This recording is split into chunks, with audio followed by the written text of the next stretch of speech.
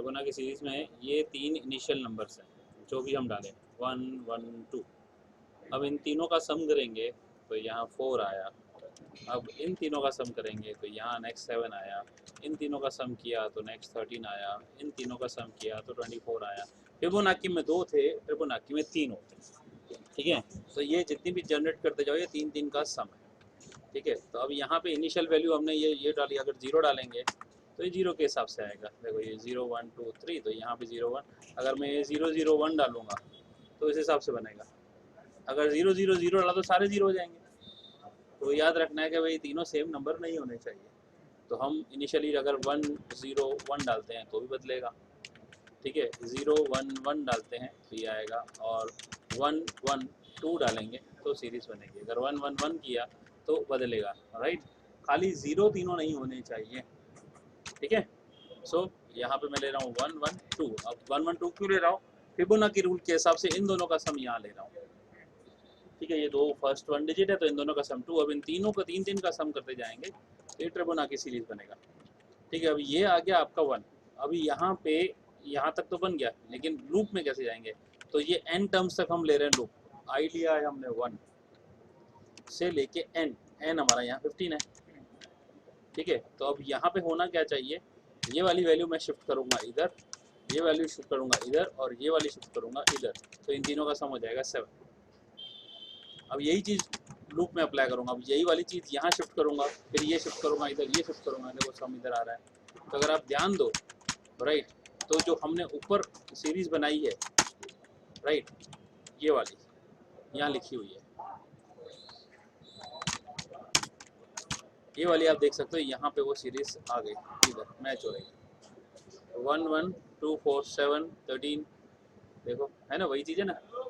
तो हम प्रिंट कराएंगे ए को, ये प्रोसेस के लिए आ रहा है काम, एन ये जो है ये प्रोसेस के लिए।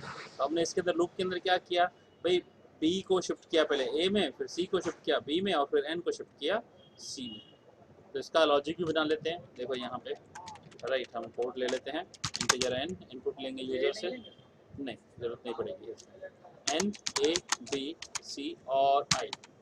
ठीक है, अब आप यहाँ पे enter n terms for Fibonacci n. Okay, अब आप ए बी सी इनपुट भी ले सकते हो, इनिशियलाइज कराना चाहो तो इनिशियलाइज भी करा सकते हो, आपकी मर्जी है। जैसे मैंने इनिशियलाइज किया तो यहाँ पे इनिशियलाइज करा रहा हूँ मैं।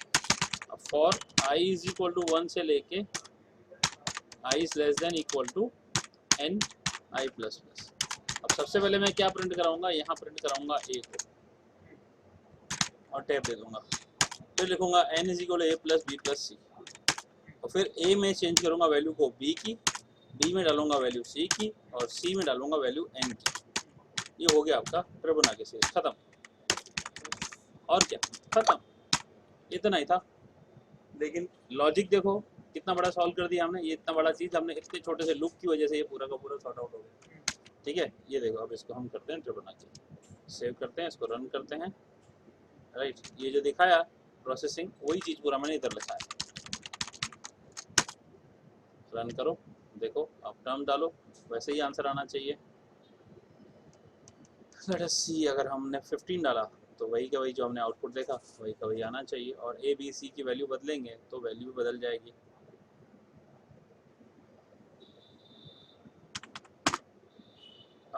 कुछ गड़बड़ क्या हो गई, क्या गड़बड़ गया? ये 1 1 2 4 7 13 ये तो आ गया, लेकिन आगे भी आ रहा है, ज़्यादा क्यों आ रहा है? क्योंकि मैंने n तक लिया है, n इज इक्वल, सॉरी एक गड़बड़ हो गई। इसको मैं दे दूंगा x, क्योंकि n इंक्रीज होता जा रहा था ना, रीयूज हो रहा था, वही गड़बड़ी, सॉरी। हमने आई के लिए भी लिया था। हाँ, ये देखो अभी ये यहाँ क्या हुआ मैंने, ओके x,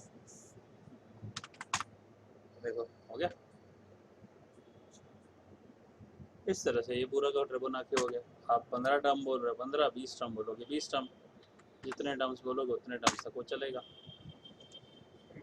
राइट, 3 3 का सम होता जा रहा है।